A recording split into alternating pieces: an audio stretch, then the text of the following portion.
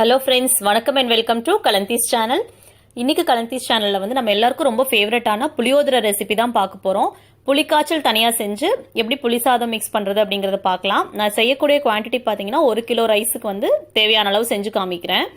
ஒரு பெரிய எலுமிச்சை அளவு புளியை நல்லா தண்ணியில் கழுவிட்டு 10 நிமிஷம் வெதுவெதுப்பான தண்ணியில் ஊற வச்சு கொஞ்சம் நிறைய தண்ணி விட்டு கரைச்சி புளிசாறு எடுத்து வச்சுக்கோங்க. ஒரு கடாயில் தாளிக்கிறதுக்கு நல்லெண்ணெய் எடுத்துக்கோங்க. இந்த ஐட்டம்க்கெல்லாம் நல்லெண்ணெயில் தாளிச்சாதான் நல்லாயிருக்கும். நிலக்கடலை பருப்பு, அது பொரிஞ்ச உடனே உளுத்தம்பருப்பு நல்லா செவந்து பொரிஞ்சு வந்த அப்புறமா கடுகு, கருவேப்பிலை, அப்புறமா காஞ்சி மிளகாய் இதெல்லாம் சேர்த்துருங்க. இதுக்கப்புறமா நம்ம கரைச்சி வச்சிருக்கிற புளி தண்ணியை உள்ளே ஊற்றிடலாம். தண்ணி நிறையா ஊற்றின வரைக்கும் தப்பு கிடையாது. ரொம்ப குறைவாக ஊற்றிட்டிங்கன்னா தான் சீக்கிரம் புளி கெட்டி ஆயிரும், பச்சை வாசம் போகாது. தண்ணி கொஞ்சம் ஒரு 1/2 லிட்டர் தண்ணி அளவுக்கு ஊற்றி கரைச்சிக்கோங்க, தப்பில்லை. இப்போ இது கொதிக்கிறதுக்கு முன்னாடியே இதுக்குள்ள மஞ்சத்தூள், அப்புறம் உப்பு, கல்லுப்பு சேர்த்துக்கோங்க. பத்தலைனா கூட மறுபடி சேர்த்துக்கலாம்.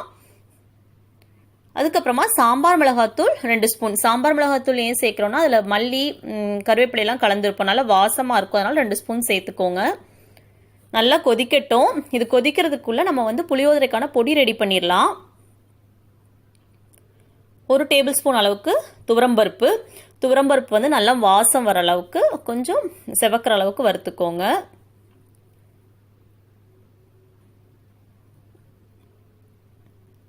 நல்லா மனம் வர அளவுக்கு வறுத்துக்காக தான் நல்லாயிருக்கும்.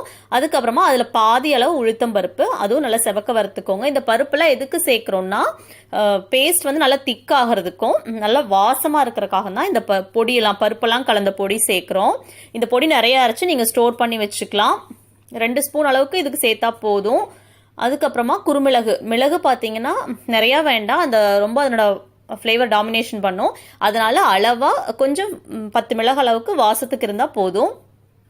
ஏன்னா காரத்துக்கு நம்ம ஆல்ரெடி காஞ்ச மிளகாயும் போட போகிறோம், மிளகாத்தூள் சேர்த்துருக்கோம். அதுக்கப்புறமா வெந்தயம் 1 டீஸ்பூன் அளவுக்கு. வெந்தயம் வந்து எந்த புளி பேஸ் பண்ணுற ஐட்டம் செஞ்சாலும் அதுக்கு ஃப்ளேவரை வந்து அதிகப்படுத்தணும்னா வெந்தயம் தான் கண்டிப்பாக போடணும். ஸோ வெந்தயத்தை நல்லா செவக்க வறுத்துக்கோங்க.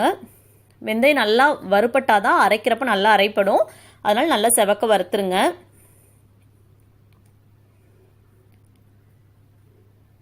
நல்லா வறுப்பட்ட அப்புறமா வெந்தயத்தை எடுத்துட்டு எந்த நம்ம மசாலா பொடி அரைக்கிற மாதிரி இருந்தாலும் மிளகாயை வந்து நம்ம கடைசியாக வறுத்துக்கிறது நல்லாயிருக்கும். ஏன்னா ஒரு போட்டு எண்ணெய் விட்டு வறுக்கணும் மிளகாய் எப்போ வறுத்தாலுமே. இல்லைனா மிளகாயோட காரம் ரொம்ப ஜாஸ்தி இருக்கும், புகை வர ஆரம்பிச்சிரும்.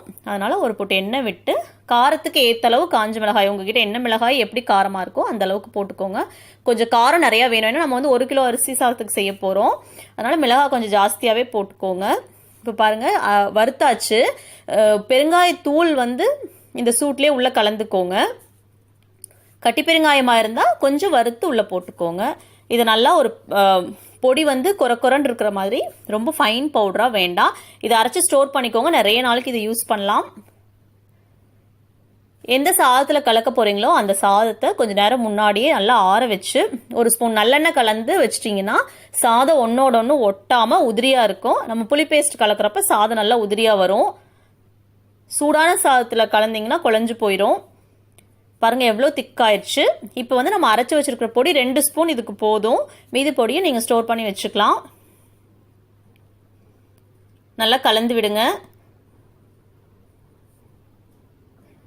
பாருங்க எவ்வளோ திக்காயிடுச்சு, நல்லா எண்ணெய் விட்டு மேலே வருது பார்த்தீங்களா? ஸோ இந்த அளவுக்கு நல்லா திக்காகணும். அப்போ தான் நிறைய நாளைக்கு நம்ம ஸ்டோர் பண்ணி வைக்க முடியும், புளிக்காய்ச்சல் கெட்டு போகாமல் இருக்கும்.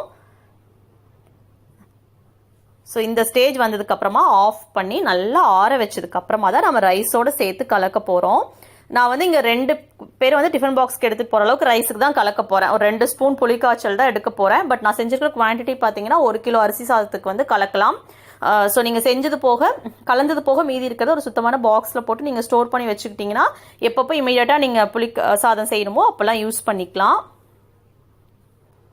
நிறைய புளி பார்த்தீங்கன்னா கொஞ்சம் புளிப்பு டேஸ்ட்டில் இருக்கும், ரொம்ப புளிப்பு இருக்கும். அந்த புளிக்கு வேணால் ஒரு சின்ன துண்டு வெல்லம் சேர்த்துக்கலாம்.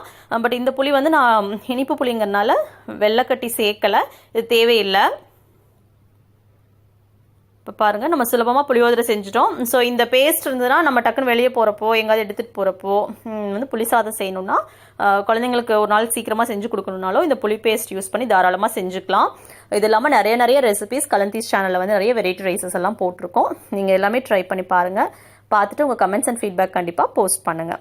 மறக்காமல் கலந்தீஸ் சேனலை லைக் பண்ணுங்கள், ஷேர் பண்ணுங்கள், சப்ஸ்கிரைப் பண்ணுங்கள். மறக்காமல் பக்கத்தில் இருக்கிற நோட்டிஃபிகேஷன் பெல்லையும் ப்ரெஸ் பண்ணுங்கள். தேங்க்ஸ் ஃபார் வாட்சிங். தேங்க்யூ.